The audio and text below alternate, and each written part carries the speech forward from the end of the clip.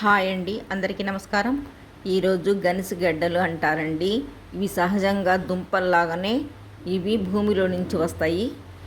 ఇవి వాటి పూలు తీగలుగా ఉంటుంది. ఇది చెట్టు పూలు ఇవన్నీ ఆ తీగలు వాటి మీదనే ఇవి ఎడ్ల బండ్ల మీద వేసుకొచ్చి ఇవన్నీ తోపుకొని ఎడ్ల బండ్ల మీద వేసుకొచ్చి అది తీగలుగా వచ్చినదే దాని మీద కప్పుతారు చల్లారకుండా. ఇదిగోండి ఎంత చక్కగాను కడిగి గీరి ఇలా ఎంత చక్కగా కుక్కర్లో వేసుకొని మనం వాటర్ పోయకుండా సన్న సిమ్ము మీద పెట్టేసి ప్లేట్లో కొద్దిగా వాటర్ వేసి మనం ఉడకబెట్టుకోవాలండి. ఇవి వాటర్ అయితే పోయకూడదు.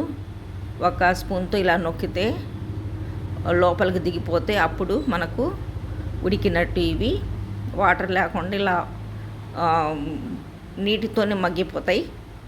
ఇవి చాలా టేస్టీగా ఉంటాయండి, తీయగాను సహజంగా వచ్చే ఇవి గనిసగడ్డలు అంటారు.